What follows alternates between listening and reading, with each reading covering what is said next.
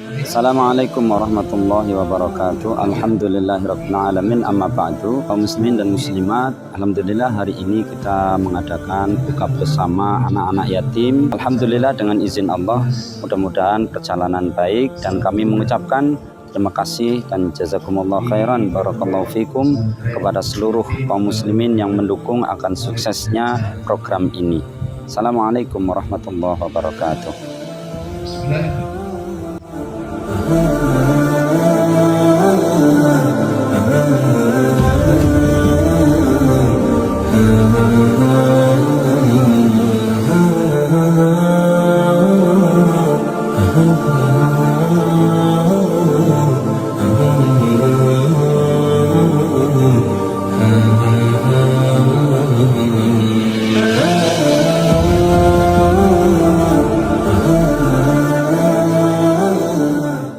Assalamualaikum warahmatullahi wabarakatuh.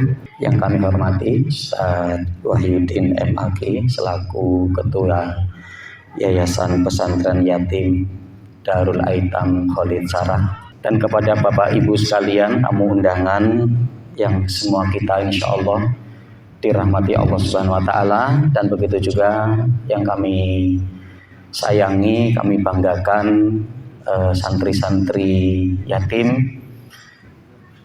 Wasal muslimin, Bapak Ibu rahimakumullah, tidak lupa tentunya di majelis yang mulia ini kita untuk bersyukur kepada Allah Subhanahu wa Ta'ala atas segala limpahan nikmat, taufik serta hidayahnya, sehingganya di kesempatan sore menjelang maghrib ini Allah mudahkan untuk kita hadir di tempat yang mulia ini, di bulan yang penuh dengan berkah, ya, di tempat yang penuh dengan berkah insya Allah, ya. Di tempat inilah dibinanya santri-santri yatim, ya, yang tentunya ke depan nanti, ya, akan di insan-insan yang akan banyak memberikan kemanfaatan untuk umatnya, yang sehingganya termasuk dari hamba Allah Subhanahu wa Ta'ala yang sangat diperhatikan oleh Rasulullah, ya, dengan berbagai kegiatan yang ada, pendidikan dan tarbiyah, ya. Insya Allah menjadikan tempat ini menjadi tempat yang penuh dengan berkah. Hadirnya kita bersama-sama di tempat ini, ya, untuk kita saling bersilaturahmi, kemudian juga untuk watawasobil haq watawasobil sabar, saling menasihati di atas kebenaran dan kesabaran. Dan mudah-mudahan Allah akan selalu berikan keberkahan dalam kehidupan kita di atas muka bumi ini, dan keberkahan ketika nanti di akhirat dengan dimasukkan ke dalam surganya. Salawat beri salam semoga tak tercurah atas Nabi kita Muhammad Sallallahu Alaihi Wasallam, pada keluarga beliau, para sahabatnya, tabiin, tabiut tabiin, dan orang senantiasa komitmen dalam menjalankan sunnah beliau sampai datangnya kiamat kelak. Allah sahla ila maj'al wa anta taj'alul hazna idza syi'ta sahla. Kaum muslimin dan muslimat, Bapak-Bapak, di majelis yang mulia ini adanya tema yang dimintakan untuk saya coba menyampaikan terkait tentang Nabi Muhammad sang yatim, ya. Masalah muslimin, Bapak Ibu rahimakumullah, di mana kita pahami bersama bahwa Nabi kita yang mulia, Nabi Muhammad Shallallahu Alaihi Wasallam adalah Nabi yang dilahirkan oleh ibunya, yaitu Aminah, dalam kondisi ketika Rasul dilahirkan di atas muka bumi ini dalam kondisi yatim, ya. Yang kalau kita melihat kepada sejarah, ya, ketika ayahnya yaitu Abdullah untuk pergi ke Syam, ya, dalam keperluan berdagang, yang diantaranya kemudian beliau mampir ke Madinah untuk bertemu dengan kerabat dan keluarga beliau dari suku Najjar, ya, yang nanti suku Najjar inilah mereka dari kalangan orang-orang Ansor yang berada di Madinah, ya. Sakit, ayah Rasul, kemudian beliau meninggal dunia. Yang sehingga ketika Rasul Shallallahu Alaihi Wasallam dilahirkan oleh ibunya dalam kondisi yatim, bukan hanya sekedar pernah bertemu dengan ayahnya, tapi sama sekali tidak bertemu dengan ayahnya. Yang sehingganya Rasul tidak pernah dipanggil ya nak, artinya oleh seorang ayah, dan Rasul pun tidak pernah memanggil ayah ya atau abi karena memang tidak menemui ayahnya, gitu ya. Nah, sehingganya kaum muslimin rahimani wa rahimakumullah, ini kondisi Nabi kita Muhammad SAW. Ya, satu pelajaran ya, hikmah keyatiman Rasul disebutkan dalam kitab As-Sirah An-Nabawiyah fi Dawi Al-Masdar Al-Asliyah ya, oleh Profesor Dr. Mahdi Rizqullah Ahmad. Jadi dibalik keyatiman Rasul, keyatiman Nabi kita Muhammad SAW, Nabi yang terakhir, Nabi yang mulia, itu adanya hikmah. Di sini disebutkan adanya minimal 5 hikmah. Yang pertama, Rasul SAW dilahirkan setelah ayahnya meninggal. Ini adalah cobaan terberat pada seorang anak. Ya, jadi masya Allah ya, bagaimana kita bisa untuk membayangkan ketika dilahirkan tidak adanya seorang ayah. Ya, bahkan dalam asuhan ibunya pun tidak lama, hanya kurang lebih sekitar 6 tahun Rasulullah. Ya. Sehingga ini adalah kondisi yang sangat berat yang dialami oleh Nabi kita Muhammad SAW. Yang untuk memberikan satu pelajaran penting bagi kita. Jadi orang-orang hebat pun, orang-orang agung, orang-orang mulia, mereka diuji oleh Allah. Ya, jadi ya tidak kemudian orang yang berprestasi, orang yang mulia, orang yang agung, orang yang istimewa itu kemudian tidak diuji oleh Allah. Ya, jadi artinya di berbagai macam ujian dalam kehidupan ini, kita telah mendapati contoh seorang nabi kita yang agung dan mulia itu diuji dengan ujian yang begitu berat oleh Allah. Ya. Mendapatkan ujian yang begitu berat, maka nanti dalam Ratma Muslim ketika Rasul mengatakan ya asyadul bala al anbiya tsumal amsal fal amsal, ya. Orang yang akan mendapatkan ujian paling berat itu adalah para nabi, kemudian orang yang memiliki keimanan di bawahnya, dan orang yang memiliki keimanan di bawahnya. Gitu. Ya, yang artinya jika dimana ketika kita diuji, dan anak-anak sekalian, anak-anak yatim, ketika diuji di mana ya ayahnya tidak ada, maka di mana apa? Kita mendapati apa yang didapatkan oleh Nabi kita pun di mana apa? Beliau diuji oleh Allah dengan ujian yang begitu besar, bahkan tidak pernah mendapati ayahnya, bahkan ketika masih ya di usia 6 tahun pun sudah juga ibunya, ya, sehingga di usia 6 tahun ke atas berarti sudah menjadi yatim piatu.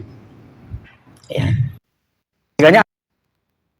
Pertama, kemudian yang kedua, dakwah Nabi Muhammad SAW bukanlah meneruskan jejak ayahnya. Ya, jadi dengan ayahnya meninggal kan, ketika Rasul berdakwah menyampaikan al-haq, berarti itu bukan warisan dari ayahnya. Yang karena bisa jadi ketika ayahnya itu masih ada, orang nanti akan mengatakan bahwa apa yang didakwakan oleh Rasul itu adalah warisan dari ayahnya. Padahal apa? Dakwah Rasul itu adalah dari Allah. Ya, bahkan Rasul sendiri ya adalah al-ummi, ya, yang tidak bisa baca dan tulis, yang untuk menunjukkan setiap apa yang beliau sampaikan itu betul-betul dari Allah. Ya, di dalam surat An-Najm kalau nggak salah ayat yang ketiga kan sangat jelas ya, ketika Allah mengatakan wa ma yantiqu anil hawa in huwa illa wahyu yuha. Jadi di mana Rasul tidak pernah berucap yang itu merupakan hawa nafsu dari diri beliau, tapi apa yang beliau ucapkan itu semata-mata merupakan wahyu dari Allah yang Allah wahyukan. Nah, maka diantaranya pelajarannya hikmah di mana Rasul dilahirkan sudah dalam kondisi yatim untuk menunjukkan bahwa dakwah yang beliau sampaikan, kebenaran yang beliau sampaikan itu adalah ya bukan warisan dari orang tuanya, tapi adalah dari Allah Subhanahu wa taala semata. Ini yang kedua. Adapun kemudian yang ketiga, Nabi Shallallahu alaihi wasallam dilahirkan dalam keadaan yatim menjadikan beliau lebih respon terhadap orang lain. Tidak mampu terhadap yang lemah. Ya. Tidak kemudian timbul kesombongan. Ya. Ini pelajaran. Ya. Yang dimana apa? Artinya segala kondisi itu pernah dihadapi oleh Rasulullah. Ya, yang karenanya kan Rasul memiliki utang budi ya kepada pamannya Abdul Muthalib. Ya, maka ketika paman Rasulullah meninggal, ada putra beliau yaitu sahabat Ali yang kemudian diasuh oleh Rasulullah. Ya. Yang artinya apa? Ya. Di mana bahwa ketika Rasul dulu ikut pamannya yaitu Abdul Muthalib, Abdul Muthalib pun sebetulnya dalam kondisi kesulitan. Tapi karena ternyata Rasul lebih memilih kepada ya Abu Thalib ya untuk menjadi pengasuh beliau. Ya. Nah, di mana apa? Dalam kondisi ini untuk menunjukkan ya pemahaman Rasul bahwa beliau dalam kondisi yatim yang kemudian dalam kehidupan yang sulit, yang ini agar memiliki respon kepada sesama dengan respon yang baik. Ya. Ya, maka begitu juga dengan adik-adik ya. Yang bagaimana apa kondisi ini untuk menjadi cambuk, untuk menjadi pecut. Bukan semakin kita melemah, bukan semakin kita minder, bagaimana harus semakin bisa berprestasi. Sebagaimana Rasulullah. Ya, sebagaimana Rasulullah.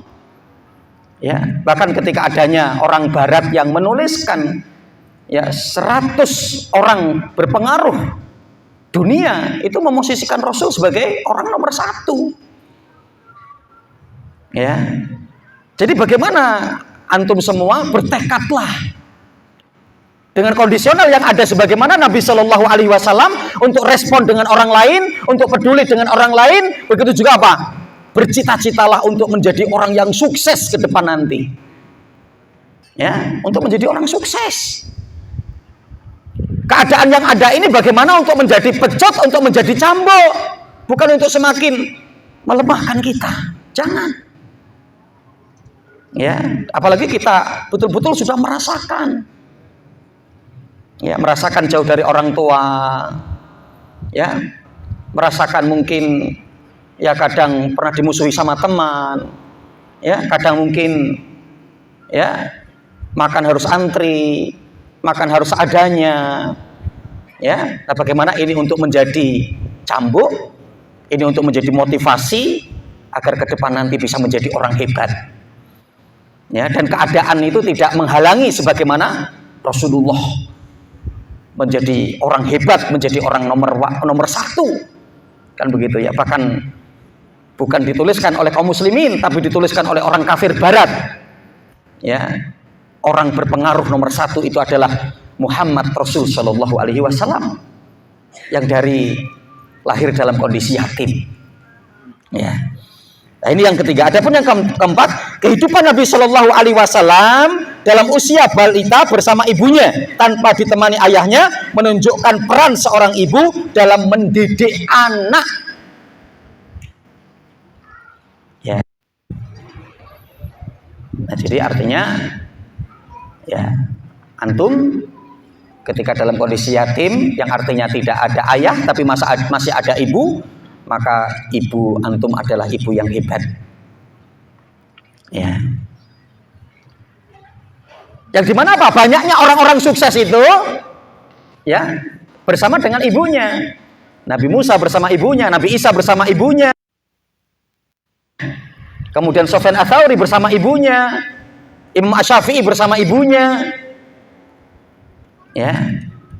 Yang untuk menunjukkan juga bagi para akhwat, anak-anak yatim akhwat, ya, bagaimana di pesantren ini dididik, digembleng dengan ilmu syar'i, menghafal Al-Qur'an agar nanti bisa menjadi ibu-ibu yang hebat, yang dari rahim antuna dapat melahirkan generasi-generasi yang hebat juga, yang kemudian nanti akan bisa ya berguna ke depannya untuk umat, ya, untuk masyarakat secara keumuman. Ya. Adapun kemudian yang terakhir, yang kelima, adanya juga pelajaran penting. Beliau dilahirkan dalam keadaan yatim agar bisa menghibur anak yatim yang lainnya. Ya, agar bisa untuk menghibur anak yatim yang lain. Ya, jadi tidak boleh putus asa anak yatim yang ada. Ya, tidak boleh kemudian minder, tidak boleh kemudian ya merasa tertinggal, merasa terbuang, merasa diabaikan, itu ya. Karena ternyata kalau kita akan melihat Nabi kita Muhammad SAW itu adalah ya sosok seorang yang karenanya kita mendapati adanya keutamaan-keutamaan ketika bagaimana kita bisa untuk menyantuni daripada anak-anak yatim. Minimal ada 5 hal. Yang pertama, penyebab masuk surga dan dijauhkan dari api neraka. Ya, kita mendapati hadis Nabi Shallallahu Alaihi Wasallam dalam kitab Bukhari dan Muslim, dan hadis ini juga dinukilkan oleh Imam Al Bukhari dalam kitabnya Al Adab Al Mufrad. Apa kata Rasulullah? Man ubtuliya bihadhil banat fa ahsanna ilaihinna kunna sitrom minan nar. Rasul Shallallahu Alaihi Wasallam ketika mengatakan hadis ini, ketika ada seorang wanita yang datang kepada Ibunda Aisyah dengan membawa ada beberapa biji kurma yang kemudian Rasul berikan Ibunda Aisyah berikan kepada mereka, yang setelah mereka pulang Ibunda Aisyah bercerita kepada Rasulullah bahwa ada ibu-ibu yang membawa anaknya, ya, yang mereka adalah dalam kondisi yatim. Ya, maka kemudian Rasul mengatakan, barang siapa yang diuji dengan beberapa anak ini dan dia kemudian bersabar, maka ya mereka nanti akan menjadi penghalang dari siksa api neraka yang kemudian dapat menjadikan seorang itu dimasukkan ke dalam surganya Allah. Ya. Jadi kaum muslimin, Bapak Ibu rahimani wa rahimakumullah, Masya Allah. Ya, ini seorang wanita ketika kemudian menghidupi anak-anaknya, ya, yang ketika kemudian mampu untuk bersabar, maka apa? Anak-anaknya yang dalam kondisi yatim itu sitron minan nar, akan menjadi sater, penjaga, pelindung dari siksa api neraka. Ya, Masya Allah, ya. Ini yang akan menjadikan apa? Dekatnya seorang hamba nanti di surga bersama dengan Nabi Shallallahu Alaihi Wasallam. Masya Allah. Sebagaimana tadi disebutkan oleh Ustaz Wahyudin, ya, yang beliau mengatakan ana wa kafirul yatim fi jannah hakada wa asara bisababati wal wustafa wa faraja bainahuma. Rasul mengatakan, aku dan penjamin anak yatim di surga nanti seperti ini. Beliau kemudian menunjukkan ya jari tengahnya dan jari telunjuknya yang kemudian apa? Ya, menggerakkan seperti ini, yang artinya apa? Tidak jauh nanti posisiku dengan para penanggung anak yatim. Dan penanggung anak yatim itu artinya apa? Bukan hanya makannya, bukan hanya sandang dan pangannya, tapi semua pendidikannya, pengasuhannya, penjagaannya, gitu ya. Dan Masya Allah, ketika kita di atas muka bumi ini dapat dekat dengan Rasulullah, itu satu kebahagiaan. Apalagi ketika nanti di akhirat di surga bersanding dengan Rasulullah. Ada 5, tapi waktu yang membatasi kita, tambah 1 lagi mungkin, yaitu apa? Nanti ini hadis disebutkan oleh Imam Al Bukhari dalam kitabnya Mufrad, ya, ketika Rasul nanti dimasukkan ke dalam surga dan beliau adalah orang pertama yang akan dimasukkan ke dalam surga. setelah itu disusul oleh seorang wanita.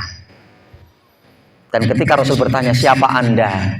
Maka Rasul mengatakan, aku dulu ketika di dunia adalah sebagai penanggung anak yatim. Masya Allah. Karena memang apa?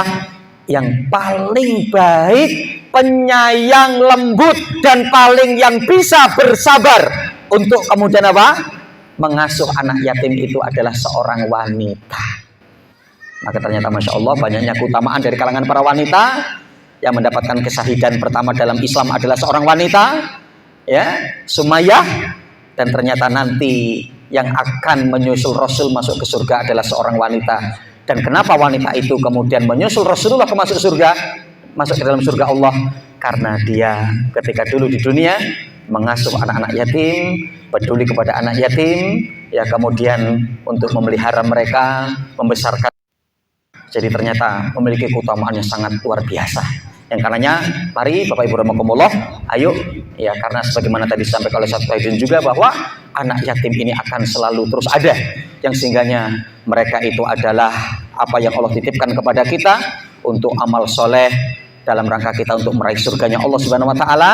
Yang karenanya jangan kita sia-siakan anak yatim yang ada di sekitar kita.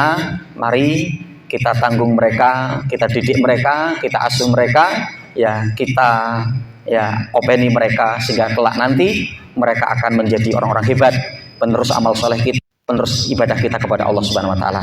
Ini mungkin dapat kami sampaikan di majelis yang mulia ini. Mudah-mudahan sedikit ini berikan manfaat, ya, karena waktu yang membatasi kita. Wallahu taala alam bisawab.